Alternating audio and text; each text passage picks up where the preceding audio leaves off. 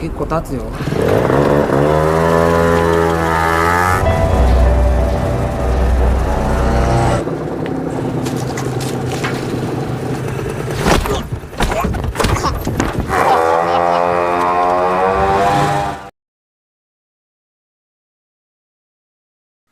Halo para sinefilia, gimana nih kabar kalian semua? Semoga kalian selalu sehat ya. Kita berjumpa lagi di Acung Zaki Channel. Dan ya, seperti biasa di video kali ini kita akan merangkum sebuah film yang pastinya sangat bikin penasaran untuk disimak ke alur ceritanya. Film yang akan kita bahas kali ini tidak kalah seru dengan film-film sebelumnya. Film yang akan kita bahas kali ini Yakuza and the Family yang dirilis pada tahun 2020. Oke, tanpa basa-basi lagi, yuk kita simak alur filmnya. Di awal cerita, seorang pemuda berandalan yang kita panggil saja Ken. Ken ini orangnya di mana ia tak bisa menyembunyikan kesedihannya. Tatkala menghadiri upacara pemakaman sang ayah yang tewas karena overdosis. Sehingga Ken pun dihampiri oleh seorang polisi penyelidik yang sekaligus menasehatinya agar tidak bernasib sama seperti yang dialami ayahnya.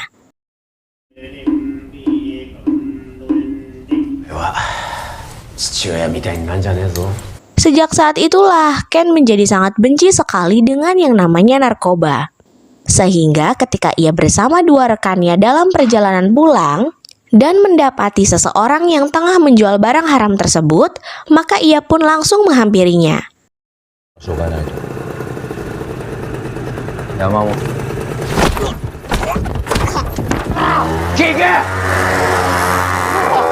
Setelah berhasil lolos dari kejaran si kurir tadi, mereka memilih berhenti sejenak di pinggiran pantai dan langsung membuka tas hitam hasil jambretannya.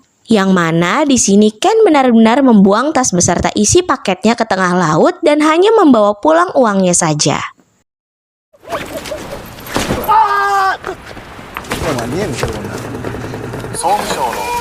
Dengan uang tersebut, mereka pun mampir di warung makan milik emak-emak bernama Aiko. Yang tak berselang lama, datanglah sekelompok geng Yakuza di bawah pimpinan Patwa bernama Shibasaki. Namun alih-alih merasa takut, Ken justru tak henti menunjukkan ekspresi tak senang terhadap mereka. Sampai akhirnya datanglah sekelompok geng lain yang tiba-tiba melakukan penyerangan. Alhasil, suasana menjadi kacau dan membuat pengunjung bingung dan pergi meninggalkan kedai.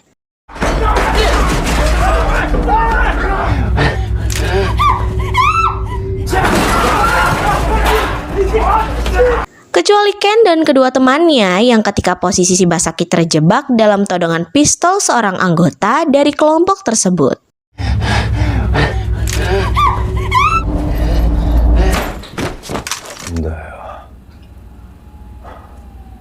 Keesokan harinya, Ken dipanggil menghadap markas geng Yakuza di mana rupanya Shibasaki cukup dibuat kagum atas keberanian Ken kemarin. Dan sebagai bukti rasa terima kasih, ia pun lantas membujuk Ken agar mau bergabung menjadi anggotanya. Namun karena Ken justru menolak mentah-mentah tawaran tersebut, jadi Shibasaki hanya bisa memberikan kartu nama dan berharap suatu saat Ken akan berubah pikiran.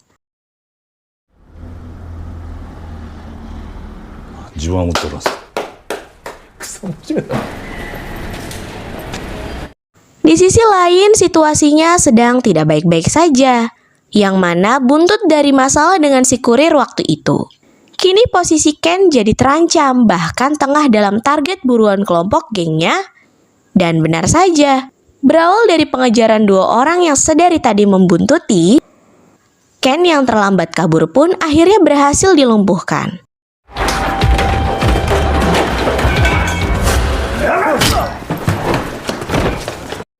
Ternyata dua teman Ken sudah lebih dulu diciduk kelompok tersebut, yakni geng spesialis pengedar barang haram, di bawah pimpinan seseorang yang kita sebut saja namanya Darmaji ini.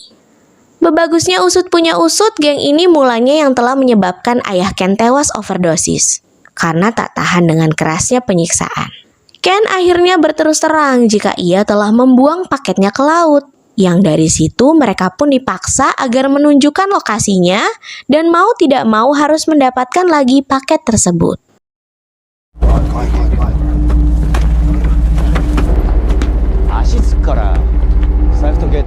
Namun sejalan dengan itu, ditemukanlah kartu nama tadi dari saku Ken yang mana Shibasaki merupakan satu-satunya rival bisnis Darmaji. Sejauh ini ia pun lantas memilih cara lain, yakni menjadikan Ken sebagai alat untuk memeras Shibasaki lewat permintaan uang ganti rugi yang setelah proses penebusan selesai dilakukan.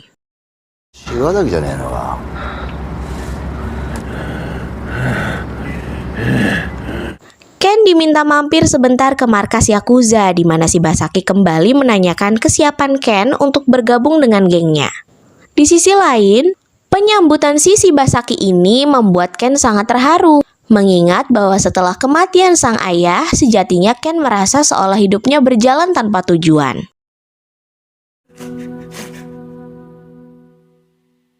Singkat waktu, 6 tahun pun berlalu. Sejak resmi menjadi bagian dari Yakuza, Ken menjelma sebagai orang yang sangat dingin dan paling ditakuti. Namun di balik itu semua, solidaritas di tubuh Yakuza tetap terjalin dengan sangat kuat. Layaknya sebuah keluarga, begitu pula halnya cara Ken memperlakukan mereka. Termasuk pada Nakamura yang notabene merupakan sosok anggota paling senior di sana.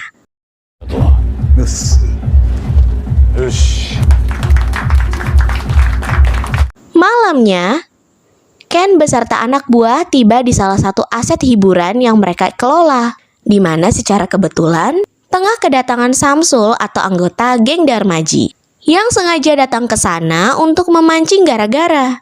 Namun dalam sekejap, Ken mampu membungkam cungur Samsul sekaligus membuktikan jika geng sebelah hanya bacot, yang ujung-ujungnya menjual nama Darmaji sebagai tameng gengsinya.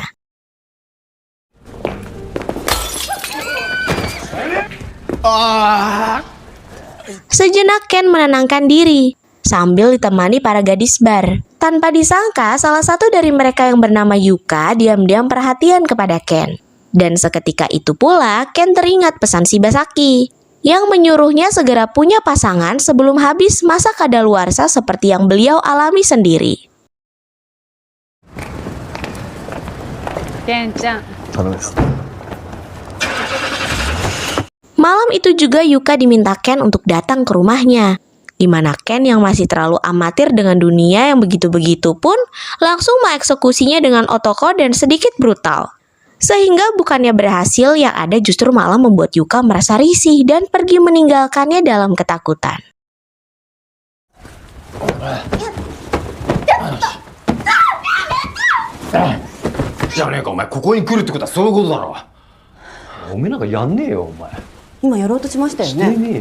Esoknya, terlihat Nakamura tengah menceramahi Ken dan sedikit menyalahkannya soal kejadian di bar semalam.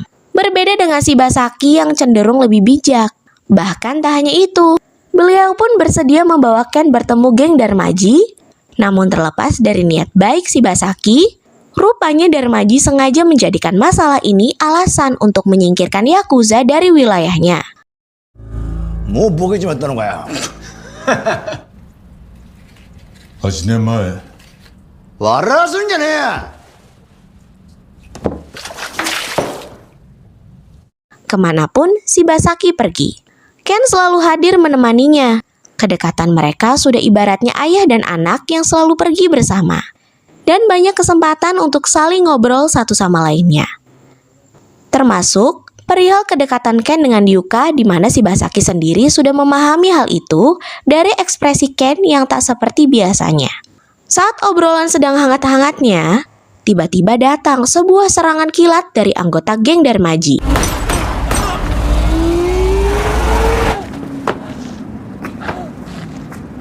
Membuat sang supir tewas di tempat, sedangkan Ken sendiri mendapat luka tembak di punggungnya ketika ia spontan memasang badan demi melindungi Shibasaki. Pasca kejadian itu, Shibasaki kembali didatangi si polisi yang tadi muncul di awal.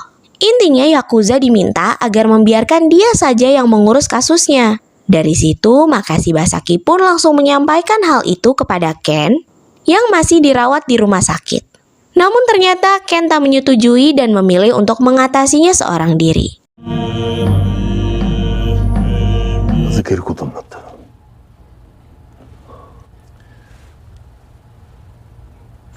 beralih ke sebuah bar di mana Samsul juga tengah berada di sana. Sementara Ken dengan bantuan seorang anggotanya nampak sudah bersiap untuk melakukan eksekusi. Namun secara tak sengaja, Kimura muncul dari belakang dan berhasil menusuk hingga tewas.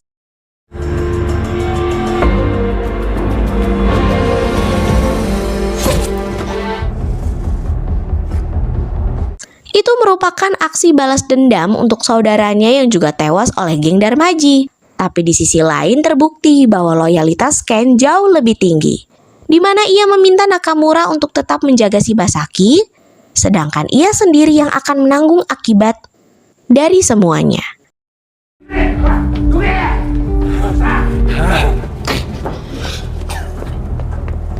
Di saat Darmaji dan si polisi tadi tiba di TK, Ken sudah lebih dahulu pergi ke rumah kontrakan Yuka dan sempat mendapatkan sebuah terapi ketenangan dunia.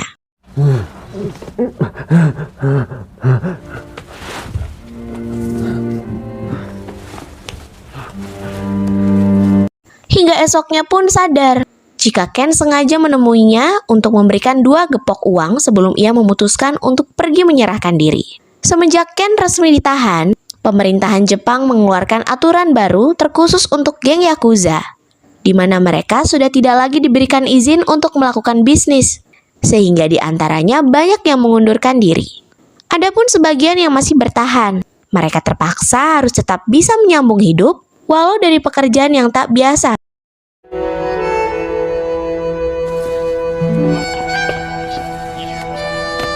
Setelah 14 tahun menjalani masa hukuman, akhirnya Ken pun kembali dibebaskan.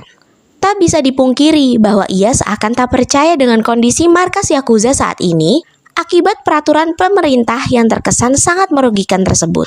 Kini mereka benar-benar berada dalam ambang kehancuran.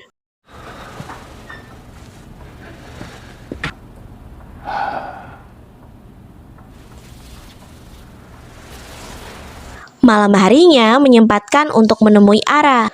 Kebetulan di sana sedang ada anak buahnya. Sebut saja Naruto. Yang selain sudah berkeluarga, kini ia juga beralih profesi menjadi seorang kuli pabrik. Namun belakangan ini Naruto jujur bahwa keselamatan keluarga sekaligus pekerjaannya akan terancam jika ketahuan bertemu Ken yang notabene masih merupakan anggota Yakuza. いただきます。知り合いとかに聞いてみましょうか。いやいや、払うよ。あ、いや、 Selepas kepergian Naruto, datanglah seorang pemuda yang tak lain adalah anak si emak, yang bernama Tsubasa.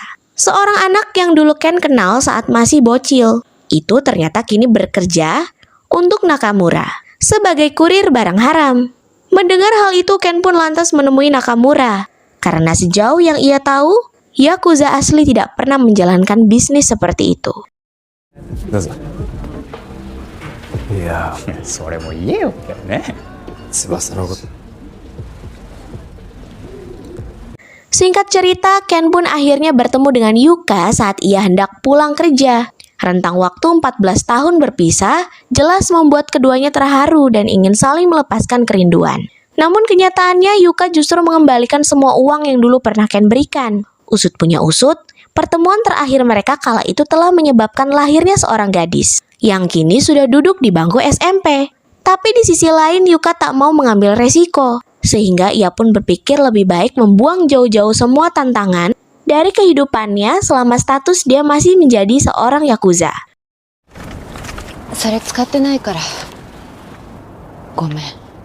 なあ、ゆか。今なんか言おうとしたろ。 私 Beralih kepada Shibasaki yang belakangan ini kondisinya sering sakit-sakitan, mengingat situasi di mana geng Yakuza sudah semakin di ujung tanduk. Maka dengan bijaksana, Shibasaki pun menyarankan semua anggotanya supaya bubar saja demi kehidupan yang layak. Lebih-lebih, Ken yang dengan usianya masih sangat berpotensi bisa mendapatkan kehidupan yang lebih baik. Sejak itu, Ken pun resmi bukan lagi anggota geng Yakuza.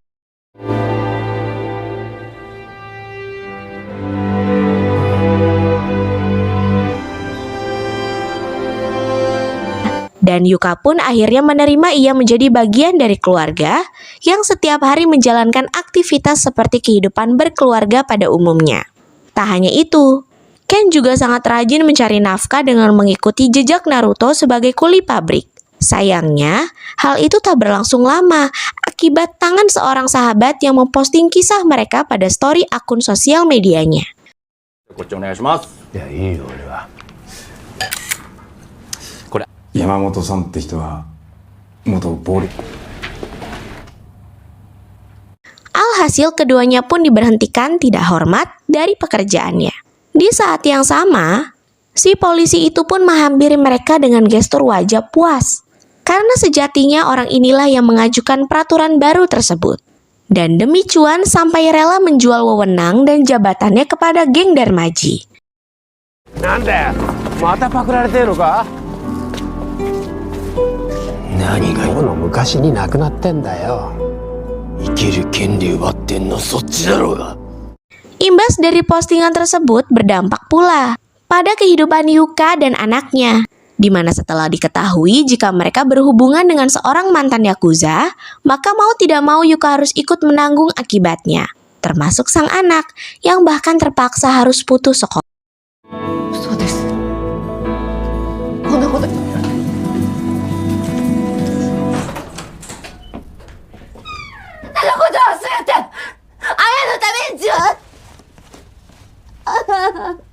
Di tempat lain terlihat Tsubasa sedang bertransaksi dengan geng Darmaji.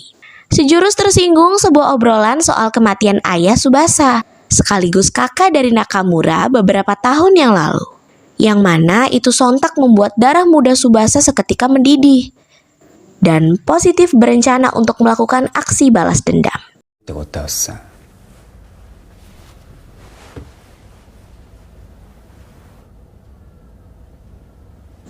Kebetulan malam itu Darmaji ada acara meeting dengan oknum polisi tadi. Sementara Tsubasa yang diam-diam mengetahui rencana itu pun bergegas untuk menjalankan rencananya.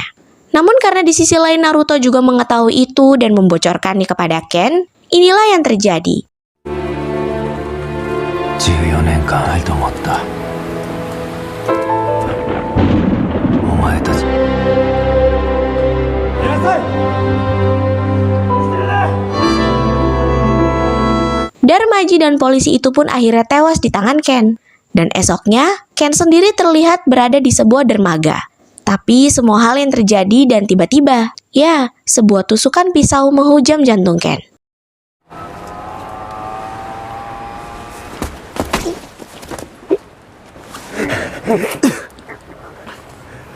Ia hanya bisa meminta maaf bahwa memang ia telah menghancurkan kehidupan banyak orang termasuk Naruto. Namun Naruto yang sudah terlampau marah justru lebih menekankan pisaunya semakin lebih dalam lagi.